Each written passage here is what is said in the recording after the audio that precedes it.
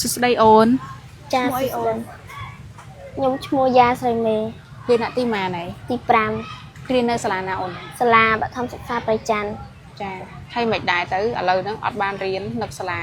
នៅ សំណោះខ្លួនឯង សំណោះខ្លួនឯងដែរ មិនទៅឯងរៀបរាប់ពេលដែលយើង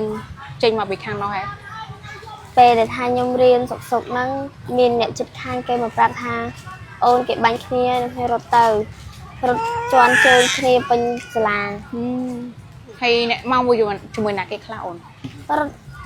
មកមួយម៉ាក់ មិនដែរសំណោះខ្លួនឯងគ្រួសារពេលមកអញ្ចឹង សំណោះដាង នឹកអីជាងគេនៅផ្ទះ នឹកផ្ទះ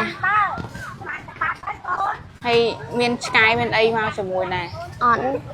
សត្វអីមានទៅ ហើយមិនដែរអូននឹកសាលានឹកដាក់រៀននឹកគ្រូហ៎ លោកគ្រូគាត់រត់មកជាមួយដែរទៅពេលខ្លះទៅជួបគាត់សួរសុខទុក្ខគាត់ដែរ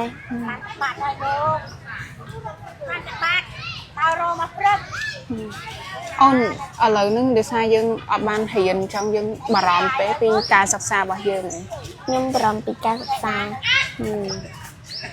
ឡូវមានបានរៀនបានសូត្រយកសភៅអីយកមកពេលដែលចេញមកហ្នឹង អត់រត់យកតែចានឆ្នាំងមកនឹងធ្វើកតាបអីនៅផ្ទះទាំងអស់ នឹកវត្តភ័ក្រអី មិត្តភក្តិមកជាមួយដែរ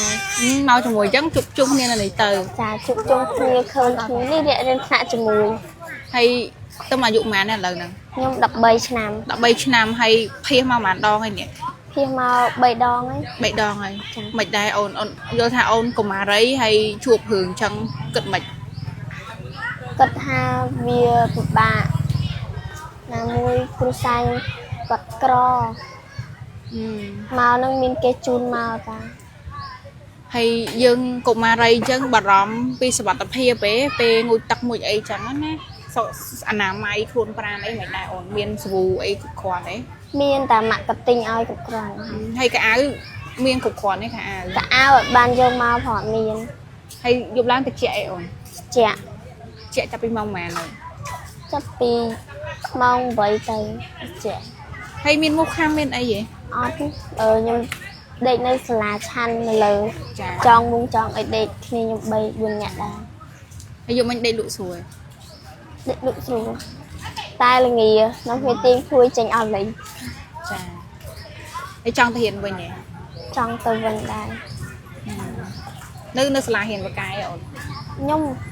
ពេលខ្លះរៀនជាប់លេខ3លេខ4ហ្នឹង ដល់ពេលកំពុងតែខំរៀនឆ្លាញ់ការសិក្សាឥឡូវមកជួបរឿងអញ្ចឹងសោកស្ដាយហ៎ សោកស្ដាយនឹងលេខដែលជាប់ ចាហើយជួបមិត្តភ័ក្តិច្រើនទេនៅនេះ